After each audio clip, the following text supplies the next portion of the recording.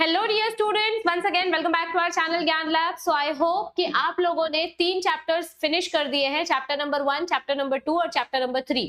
ये 3 चैप्टर्स मैंने आपको प्रोवाइड कर दिया है, डिटेल में पूरा चैप्टर्स कवर किया है ताकि आपका बोर्ड्स का भी रिवीजन हो सके और सीईटी का भी रिवीजन हो सके। अब आज मैं स्टार्ट करने जा रही हूँ chapter number 4, that is molecular basis of inheritance वाला चैप्टर।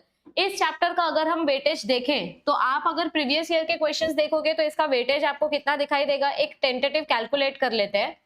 ठीक है, देखो ये क्वेश्चन है 1 मार्क्स के लिए, ये क्वेश्चन है एम्स ना, this is for 2 marks and this is for 3 marks, यानी कि ऑन एन एवरेज 6 मार्क्स का वेटेज बन रहा है। यहां पर भी देख लो, this is for 1 marks, this is for 2 marks and this is for 3 marks, यानी कि ऑन एन एवरेज 6 मार्क्स का वेटेज बन रहा है। तो ये चैप्टर इंपॉर्टेंट है, छोटा सा चैप्टर है।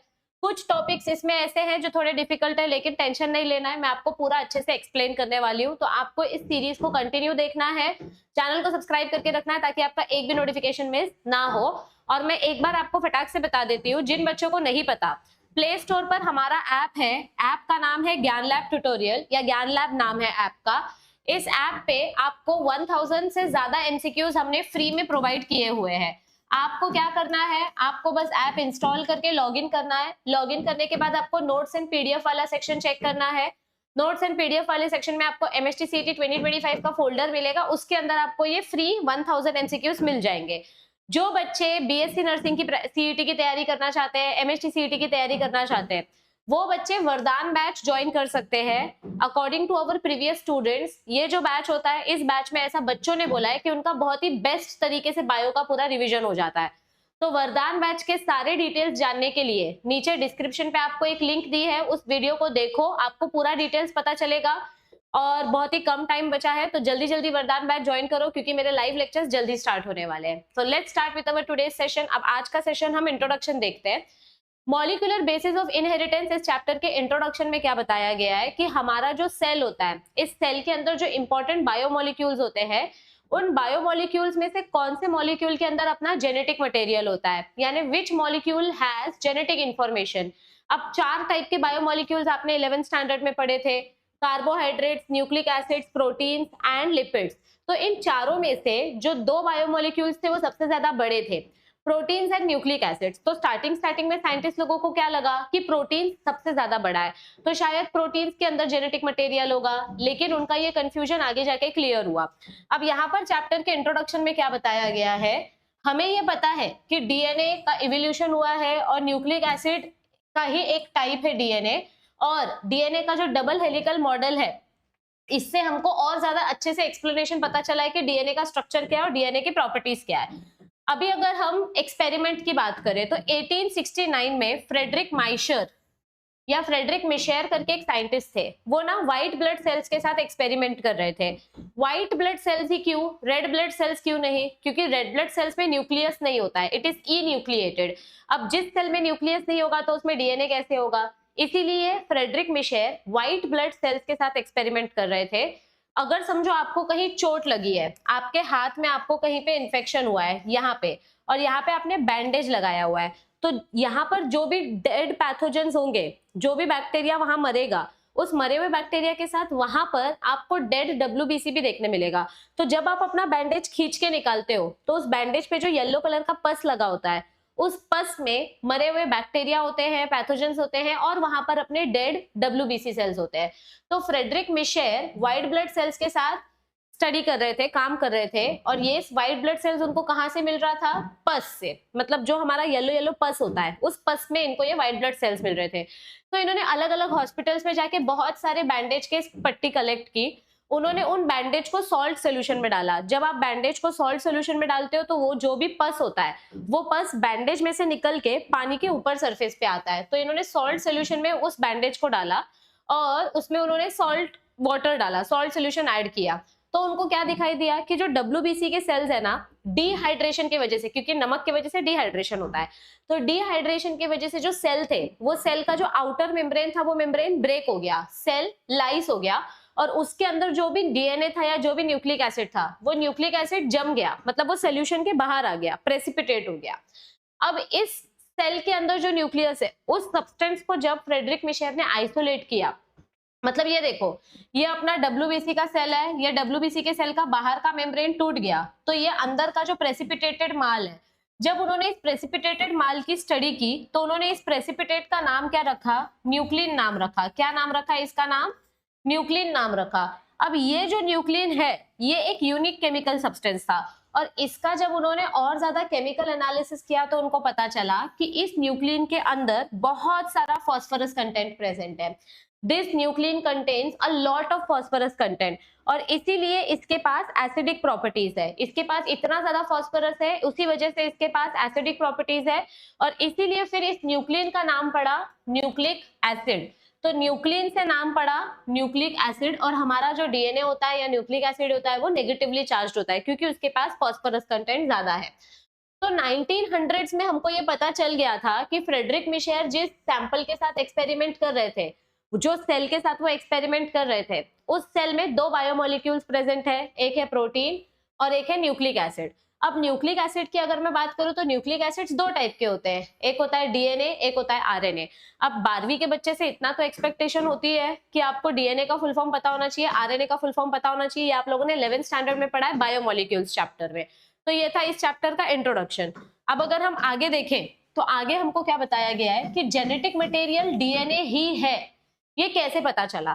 तीन अलग अलग ग्रुप ऑफ साइंटिस्ट ने तीन अलग अलग एक्सपेरिमेंट करके बताया कि भाई प्रोटीन जेनेटिक मटेरियल नहीं है, DNA is the real genetic material. क्योंकि शुरू में बहुत सारे साइंटिस्ट लोगों को ऐसा कंफ्यूजन था कि प्रोटीन दिखने में बड़ा है, जो चीज बड़ी दिखती है वही चीज इंपॉर्टेंट होती है। ऐसा साइंटिस्ट लोगों को लगता था कि दिखने में प्रोटीन बड़ा है, ज्यादा कॉम्प्लिकेटेड है, तो उसी के पास इंफॉर्मेशन स्टोर होती होगी, और इसीलिए ऐसा अज्यूम किया गया था कि जो भी न्यू कैरेक्टर्स फॉर्म हो रहे हैं या जो भी जेनेटिक इंफॉर्मेशन ट्रांसफर हो रही है वो सब प्रोटीन से हो रही है। क्योंकि दिखने में ये हमारा सेल है, ये हमारा न्यूक्लियस है, न्यूक्लियस के अंदर हमारा न्यूक्लिक एसिड है। अब दिखने में यहाँ पे प्रोटीन है, प्रोटीन पूरी सेल में फैला हुआ है, तो लोगों को तो यही लगेगा ना, जो चीज ज्यादा है वही चीज इंपॉर्टेंट है, जो चीज थोड़ी सी है वो इतनी इंपॉर्टेंट नहीं है। क्योंकि दिखने में न्यूक्लिक एसिड छोटा दिखता था, ये न्यूक्लिक एसिड दिखने में छोटा दिखता था, तो जो चीज आपको सिंपल दिखती थी वो चीज इंपॉर्टेंट नहीं होगी, ऐसा लोगों को लगा। लेकिन ये बाद में पता चला कि ये जो अजम्पशन था ये अजम्पशन रॉन्ग था, क्योंकि डीएनए भले ही दिखने में छोटा है लेकिन ये सच में छोटा नहीं है। इसको हमने फोल्ड करके अंदर रखा है। अगर आप इस डीएनए को बाहर निकाल के देखोगे तो ये एक्चुअली सबसे बड़ा मॉलिक्यूल है। तो ये चीज बाद में पता चली कि जो चीज दिखने में छोटी होती है वो सच में छोटी नहीं है। डीएनए में एक्चुअली बहुत लंबा स्ट्रक्चर है और ये बहुत अलग अलग वेराइटी दिखाता है हमको। और डीएनए के जो वेरिएशंस है, इसी वेरिएशंस के वजह से हमको ऑर्गेनिजम्स में न्यू कैरेक्टर्स देखने मिलते हैं। और अगर हम प्रोटीन की बात करें तो प्रोटीन के पास इतना ज्यादा बड़ा स्ट्रक्चर नहीं है जितना बड़ा स्ट्रक्चर डीएनए का है। तो ये जो गलतफहमी थी लोगों की कि प्रोटीन ज्यादा दिखता है इसीलिए प्रोटीन जेनेटिक मटेरियल है, ये गलतफहमी उनकी दूर हो गई, क्योंकि protein is not the genetic material, nucleic acid is the genetic material, यानी DNA is the genetic material. लेकिन ऐसे सिर्फ बोलने से किसी को भरोसा थोड़ी हो जाएगा, आपको एक्सपेरिमेंट करके प्रूव करके दिखाना पड़ेगा। तो 25 साल लगे ये प्रूव करने के लिए, साइंटिस्ट लोगों को कन्विंस करने के लिए कि डीएनए ही जेनेटिक मटेरियल है एंड प्रोटीन जेनेटिक मटेरियल नहीं है। तो अब जो अलग अलग एक्सपेरिमेंट किए गए ये प्रूव करने के लिए, वो अलग अलग एक्सपेरिमेंट कौन से थे, ध्यान से देखना। पहला एक्सपेरिमेंट था फ्रेडरिक ग्रिफिथ का एक्सपेरिमेंट। 1928 में एक ब्रिटिश ऑफिसर थे, ब्रिटिश के एक मेडिकल ऑफिसर थे फ्रेडरिक ग्रिफिथ। इन्होंने ना एक स्पेसिफिक बैक्टीरिया लिया। कौन सा बैक्टीरिया लिया? Streptococcus pneumonia. इस बैक्टीरिया की वजह से निमोनिया होता है, ठीक है। तो उन्होंने इस बैक्टीरिया की दो अलग अलग वेराइटी ली। स्ट्रेन मतलब क्या होता है? Genetic varieties. अब जो दो वेराइटी इन्होंने ली थी उनमें से एक वेराइटी थी एस टाइप और एक वेराइटी थी आर टाइप। अब दोनों में डिफरेंस क्या था? दोनों ऑलमोस्ट सेम थे। ये एस टाइप है, ये आर टाइप है। इसके पास भी ऐसे ऐसे ऐसे ऐसे कांटे जैसे स्ट्रक्चर होंगे, इसके पास भी ऐसे ऐसे ऐसे ऐसे कांटे जैसे स्ट्रक्चर होंगे। दोनों में सिर्फ एक ही डिफरेंस था कि ये जो एस टाइप है इसके पास बाहर एक प्रोटेक्टिव लेयर थी, कैप्सूल लेयर। ये कैप्सूल बनती है लाइपोपॉलीसैकेराइड से। किससे बनती है ये कैप्सूल? लाइपोपॉलीसैकेराइड से, लिपिड और शुगर के कॉम्बिनेशन से। और इसके पास देयर वाज नो लाइपोपॉलीसैकेराइड। तो अब जब ये बैक्टीरिया भी एनिमल की बॉडी में जाएगा तो उस एनिमल का जो इम्यून सिस्टम है वो इम्यून सिस्टम एक्टिवेट हो जाएगा और हमारी बॉडी के जो WBC सेल्स है वो इस बैक्टीरिया को खाने के लिए आएंगे। अभी होगा क्या यहाँ पर, ये जो एस टाइप बैक्टीरिया है इसका नाम एस क्यों पड़ा, क्योंकि इसके पास जो लेयर है ये लेयर बहुत ही ज्यादा स्मूथ है और इसका जो आउटर सरफेस है ये आउटर सरफेस कांटे कांटे जैसा है, यानी कि बहुत ही ज्यादा रफ स्ट्रक्चर है। तो यहाँ पर क्या होगा कि जब ये बैक्टीरिया किसी की बॉडी में जाएगा तो हमारे WBC सेल्स इस बैक्टीरिया को खाने आएंगे। अब इस बैक्टीरिया के पास तो इसका सुरक्षा कवच है, तो यहाँ पर ये जो WBC सेल है, ये WBC सेल इस बैक्टीरिया को नहीं मार पाएगा, ये बैक्टीरिया नहीं मरेगा और जिसकी वजह से हमारा जो एनिमल है वो बीमार हो जाएगा। और यहाँ पे क्या होगा, ये WBC सेल आसानी से इस बैक्टीरिया को मार देगा क्योंकि इसके पास कोई सुरक्षा कवच नहीं है। और ये बैक्टीरिया अगर मर गया, ये कलर दिख रहा है, अगर ये बैक्टीरिया मर गया, अगर ये बैक्टीरिया मर गया तो फिर निमोनिया नहीं होगा हमारे एनिमल को और एनिमल जिंदा रहेगा। तो यहाँ पर हमने जो दो अलग अलग वेराइटी यूज की है, एक है एस टाइप, एक है R type. S type bacteria के पास स्मूथ लेयर है, आर टाइप बैक्टीरिया के पास स्मूथ लेयर नहीं है। तो अब यहाँ पर फ्रेडरिक ग्रिफिथ ने ना 4 अलग अलग एक्सपेरिमेंट किए थे। पहला एक्सपेरिमेंट क्या किया था फ्रेडरिक ग्रिफिथ सर ने, उन्होंने आर टाइप बैक्टीरिया लिया और इस बैक्टीरिया को उन्होंने माउस में डाला। अब जैसे ही ये बैक्टीरिया माउस में गया तो माउस के अंदर जो WBC सेल्स है, ये WBC सेल्स एक्टिवेट हो गए इस बैक्टीरिया को खाने के लिए। तो ये WBC सेल इस बैक्टीरिया को खा जाएंगे, ये WBC सेल इस बैक्टीरिया को खा जाएंगे। तो उसके वजह से क्या होगा, हमारे माउस को निमोनिया नहीं होगा और माउस जिंदा रहेगा, क्योंकि आर टाइप बैक्टीरिया के पास कोई लाइपोपॉलीसैकेराइड मेम्ब्रेन नहीं है, there is no protection for R type bacteria. लेकिन एस टाइप बैक्टीरिया के पास लाइपोपॉलीसैकेराइड मेम्ब्रेन है। ये एस टाइप बैक्टीरिया जब चूहे के अंदर जाएगा और जब हमारे WBC सेल्स इसको खाने आएंगे तो ये एस टाइप बैक्टीरिया बच के भाग जाएगा और उसके वजह से क्या होगा, ये बैक्टीरिया मरेगा नहीं। अगर बैक्टीरिया नहीं मरा तो फिर चूहे को निमोनिया हो जाएगा और अगर चूहे को निमोनिया हुआ तो बेचारा चूहा मर जाएगा। ठीक है, आर टाइप बैक्टीरिया की वजह से चूहा नहीं मरा, लेकिन एस टाइप बैक्टीरिया की वजह से चूहा मर गया, क्योंकि एस टाइप बैक्टीरिया के पास ये स्मूथ लेयर थी। अब मैंने क्या किया, मैंने एस टाइप मतलब फ्रेडरिक ग्रिफिथ सर ने क्या किया, उन्होंने इस एस टाइप बैक्टीरिया को हीट किया। जब हम एस टाइप बैक्टीरिया को हीट करेंगे तो एस टाइप बैक्टीरिया का जो बाहर का स्मूथ लेयर है, ये जो इसकी स्मूथ लेयर है, ये स्मूथ लेयर डिस्ट्रॉय हो जाएगी। स्मूथ लेयर डिस्ट्रॉय हो गई तो बैक्टीरिया मर जाएगा। बैक्टीरिया क्या हो जाएगा, मर जाएगा। अब इस मरे हुए बैक्टीरिया को हमने माउस के अंदर डाला। अब ये मरा हुआ बैक्टीरिया जब आप माउस की बॉडी में डालोगे और जब इसको WBC सेल खाने आएंगे तो ये WBC सेल इजीली इस बैक्टीरिया को खा लेंगे। मतलब ये WBC सेल ने क्या किया, इस बैक्टीरिया को खा लिया। तो अब यहाँ पर हमको क्या दिखाई देगा कि चूहे को निमोनिया नहीं हो रहा है, क्योंकि बैक्टीरिया मर गया। बैक्टीरिया मर गया तो माउस जिंदा रहेगा, क्योंकि निमोनिया नहीं हुआ।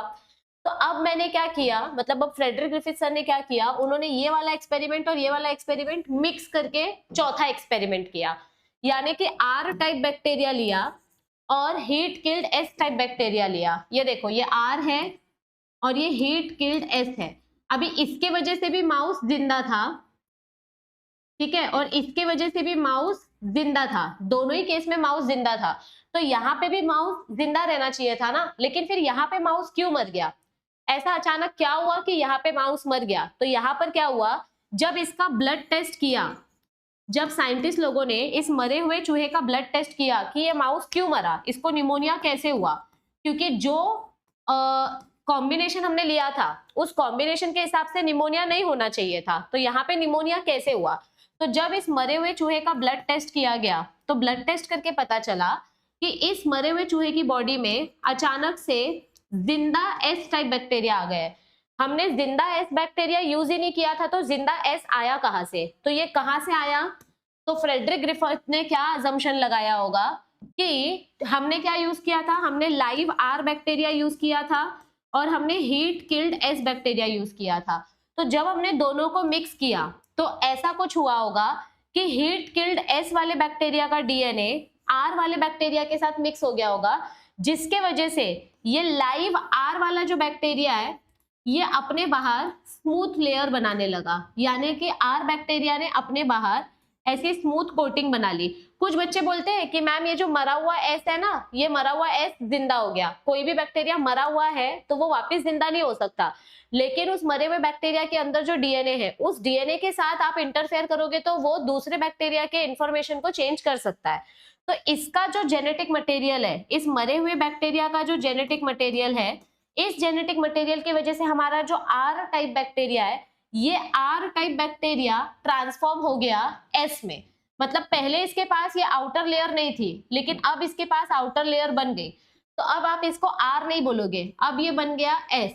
तो यहाँ पर क्या प्रिंसिपल हुआ, यहाँ पर आपको देखने को मिला ट्रांसफॉर्मेशन, यानी कि जज्बात बदल गए, और इसी प्रिंसिपल को नाम दिया गया ट्रांसफॉर्मिंग प्रिंसिपल। फ्रेडरिक ग्रिफिथ ने हमको ट्रांसफॉर्मिंग प्रिंसिपल के बारे में बताया। तो फ्रेडरिक ग्रिफिथ ने क्या बोला कि आर वाला जो बैक्टीरिया है, ये जो आर स्ट्रेन है, इसने मरे हुए एस स्ट्रेन से कुछ ले लिया होगा, जिसके वजह से आर स्ट्रेन किस में कन्वर्ट हो गया, R strain got converted into S strain, और अचानक से हमारे चूहे को निमोनिया हुआ और बेचारा चूहा मर गया। तो ये था फ्रेडरिक ग्रिफिथ का experiment. This is transforming principle. आपको ट्रांसफॉर्मिंग प्रिंसिपल से रिलेटेड एमसीक्यू आ सकता है, डेफिनेशन आ सकता है, ठीक है। अब नेक्स्ट आता है एवरी मैकार्टी और मैक्लियोड एक्सपेरिमेंट। सब लोग ये वीडियो एंड तक देखना, क्योंकि जैसे ही अपना आज का टॉपिक खत्म होगा हम इसके पीवाईक्यूज देखेंगे कि कौन से क्वेश्चन इस टॉपिक से आए हैं, ठीक है। तो अभी सेकेंड एक्सपेरिमेंट बहुत ही सिंपल था। सेकेंड एक्सपेरिमेंट 1944 में किया, और यहाँ पे 3 अलग अलग साइंटिस्ट लोगों ने मिलकर ये एक्सपेरिमेंट किया था। ऑलमोस्ट 10 साल के बाद ये एक्सपेरिमेंट हुआ। तो यहाँ 3 अलग अलग साइंटिस्ट कौन थे, Oswald Avery, Colin MacLeod and Maclyn McCarty. इन लोगों ने ये ट्रांसफॉर्मिंग प्रिंसिपल उठाया, और ये ट्रांसफॉर्मिंग प्रिंसिपल के ऊपर ही इन्होंने अपना एक्सपेरिमेंट करना चालू किया। अभी इन लोगों को पता था कि ट्रांसफॉर्मेशन में जेनेटिक मटेरियल ट्रांसफर हो रहा है, लाइव आर बैक्टीरिया और हीट किल एस बैक्टीरिया के बीच में कुछ तो झोल हो रहा है। तो इन लोगों ने क्या किया, इन लोगों ने भी सेम चीज की। इन लोगों ने लाइव आर बैक्टीरिया लिया और हीट किल एस बैक्टीरिया लिया, ठीक है। ये देखो, ऐसा इन्होंने 2 ट्यूब लिया, इसके अंदर इन्होंने लाइव आर बैक्टीरिया डाला है, ठीक है। दोनों में लाइव आर बैक्टीरिया डाला है, और दोनों के अंदर हीट किल्ड एस बैक्टीरिया डाला है, heat killed smooth bacteria, heat killed smooth bacteria. और इस वाले में इन्होंने डीएनएज एंजाइम डाला है, इसमें प्रोटीएज डाला है और इसमें डीएनएज डाला है। अब होगा क्या बेसिकली कि इसमें प्रोटीएज एंजाइम है, तो जो भी प्रोटीन है वो मर जाएगी, ठीक है। इसमें हमने प्रोटीएज एंजाइम डाला है, तो हमको क्या पता करना है। देखो, साइंटिस्ट लोगों को क्या कंफ्यूजन था, प्रोटीन इज जेनेटिक मटेरियल या डीएनए इज जेनेटिक मटेरियल, ये कंफ्यूजन था ना, कि दोनों में से नक्की जेनेटिक मटेरियल किसके पास है, मतलब किसके वजह से ट्रांसफॉर्मेशन हो रहा है। ये ट्रांसफॉर्मेशन किसके वजह से हो रहा है, प्रोटीन के वजह से हो रहा है कि डीएनए की वजह से हो रहा है, ये हमको पता करना था। तो हम क्या करेंगे, हम एक बार प्रोटीन को मार के देखेंगे, एक बार डीएनए को मार के देखेंगे। तो यहाँ पर मैंने प्रोटीएज एंजाइम डाला। अभी आर बैक्टीरिया के पास जो भी प्रोटीन होगा वो डिस्ट्रॉय हो जाएगा, इसके पास जो भी प्रोटीन होगा वो डिस्ट्रॉय हो जाएगा, लेकिन इसका डीएनए डिस्ट्रॉय नहीं हुआ है, दोनों का डीएनए अभी भी है, ठीक है। तो अब हमने इस मिक्सचर को जब माउस में इंजेक्ट किया, तो यहाँ पर हमको क्या देखने को मिला कि इस माउस को निमोनिया हो गया है और ये माउस मर गया है। और फिर जब मैंने इसका वापस से ब्लड टेस्ट किया, मतलब साइंटिस्ट ने जब इसका ब्लड टेस्ट किया, तो उनको फिर से लाइव एस बैक्टीरिया देखने को मिला। मतलब ट्रांसफॉर्मेशन अभी भी हो रहा है, मतलब प्रोटीन की वजह से ट्रांसफॉर्मेशन नहीं हो रहा है, क्योंकि प्रोटीन को तो हमने खत्म कर दिया ना। तो जो भी ट्रांसफॉर्मेशन हो रहा है वो डीएनए की वजह से हो रहा है। तो अब सेकेंड एक्सपेरिमेंट में हमने क्या किया, सेकेंड एक्सपेरिमेंट में हमने डीएनए खत्म कर दिया, क्योंकि हमको डीएनए के ऊपर डाउट है। तो हमने यहाँ पर डीएनए डिस्ट्रॉय कर दिया, आर बैक्टीरिया का भी डीएनए डिस्ट्रॉय कर दिया और इसका भी डीएनए डिस्ट्रॉय कर दिया। अब इसके पास सिर्फ प्रोटीन बचा है। अब हमने इस कॉम्बिनेशन को माउस में इंजेक्ट किया और हमने क्या देखा कि यहाँ पे माउस नहीं मर रहा है, यानी कि यहाँ पर देयर इज नो ट्रांसफॉर्मेशन, क्योंकि अगर मैंने डीएनए ही डिस्ट्रॉय कर दिया तो ट्रांसफॉर्मेशन कैसे होगा। तो इससे पता चला, फाइनल एक्सपेरिमेंट से पता चला कि जब आप डीएनए को डिस्ट्रॉय कर देते हो तो ट्रांसफॉर्मेशन नहीं होता है। तो इस एक्सपेरिमेंट से प्रूव हुआ कि हमारा जो ट्रांसफॉर्मिंग प्रिंसिपल है, फ्रेडरिक ग्रिफिथ जो पता नहीं कर पाए थे कि ये किसके वजह से हो रहा है, वो ट्रांसफॉर्मिंग प्रिंसिपल एक्चुअली डीएनए है। लेकिन इस एक्सपेरिमेंट से बहुत सारे साइंटिस्ट कन्विंस नहीं हुए थे, तो फाइनली फिर तीसरा एक्सपेरिमेंट किया गया। तीसरा एक्सपेरिमेंट करने के लिए कौन आए? Alfred Hershey and Martha chase, ये दो साइंटिस्ट आए और इन्होंने एक लास्ट एक्सपेरिमेंट किया 1952 में, और इन्होंने अपने एक्सपेरिमेंट से प्रूव किया कि डीएनए ही जेनेटिक मटेरियल है। इन्होंने कौन सा ऑर्गेनिज्म यूज किया एक्सपेरिमेंट करने के लिए? इन्होंने यूज किया बैक्टीरियोफाज। अब बैक्टीरियोफाज क्या होता है? बैक्टीरियोफाज एक टाइप का वायरस होता है, ठीक है। बैक्टीरियोफाज,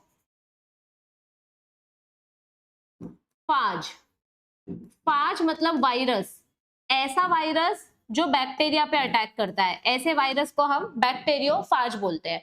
तो हर्शी और चेज ने बैक्टीरियोफाज यूज किया। अभी देखो बैक्टीरियोफाज के बारे में आपने क्या पढ़ा था?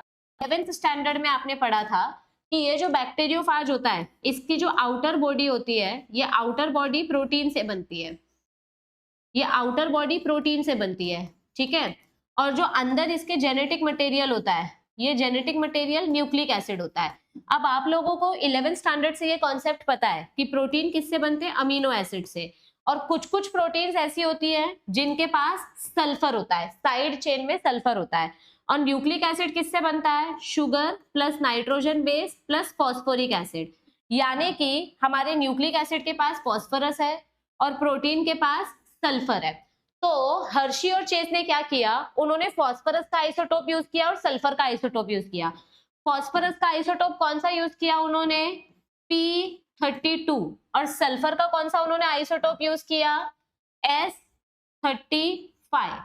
ठीक है, तो ये दो आइसोटोप्स इन्होंने यूज किए, क्योंकि हमको पता है कि सल्फर कभी भी डीएनए में प्रेजेंट नहीं रहेगा और फॉस्फोरस कभी भी प्रोटीन में प्रेजेंट नहीं रहेगा, ये हमको पता है।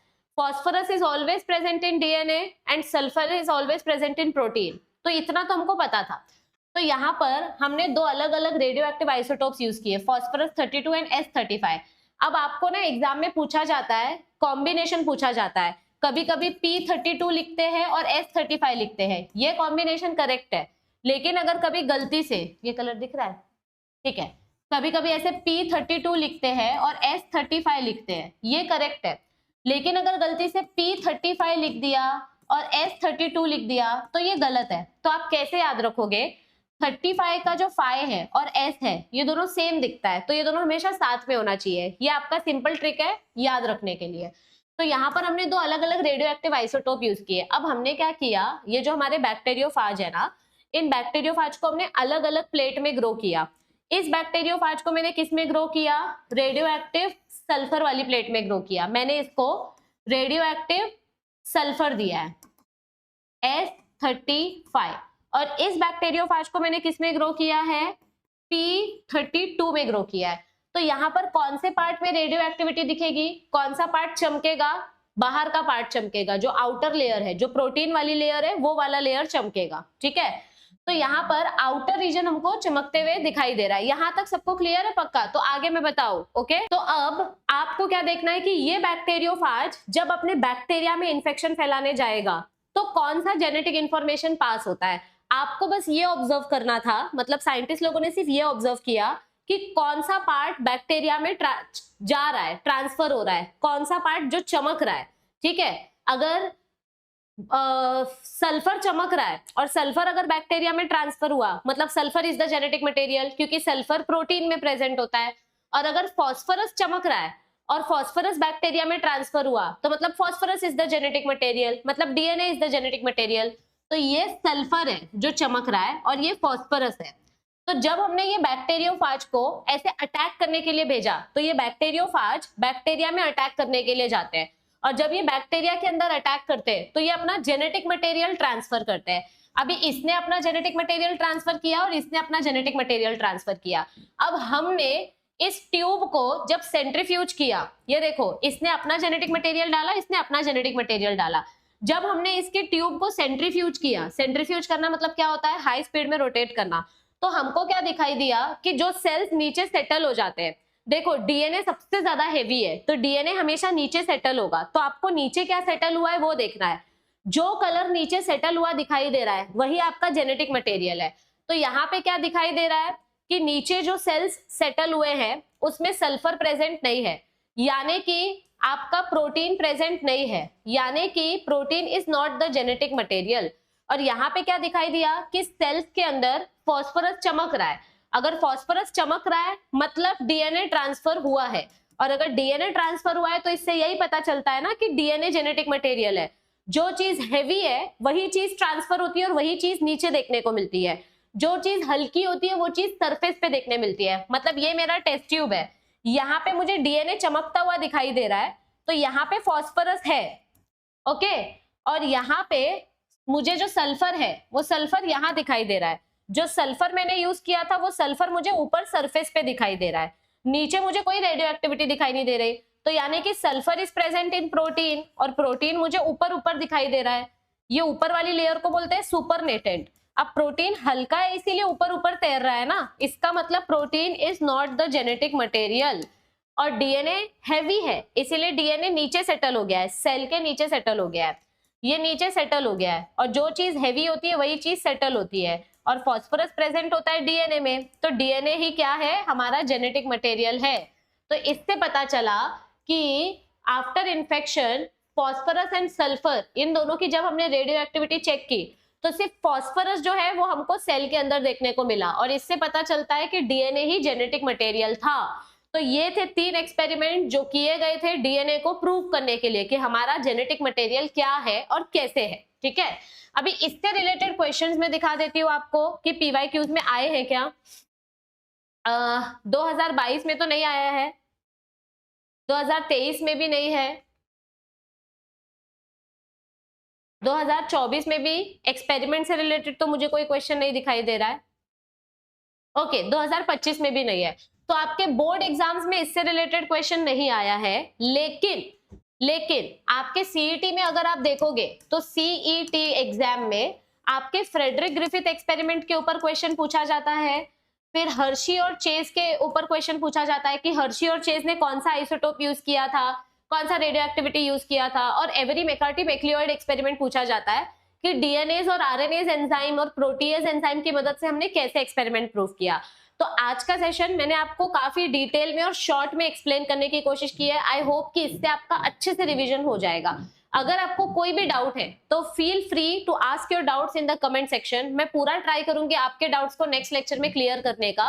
और अगर आपको ये वीडियोस अच्छी लग रही है, मैं कोशिश कर रही हूँ कि मैं आपको कंटिन्यू वीडियोस दे सकूं ताकि आपका सिलेबस जल्दी कवर हो जाए।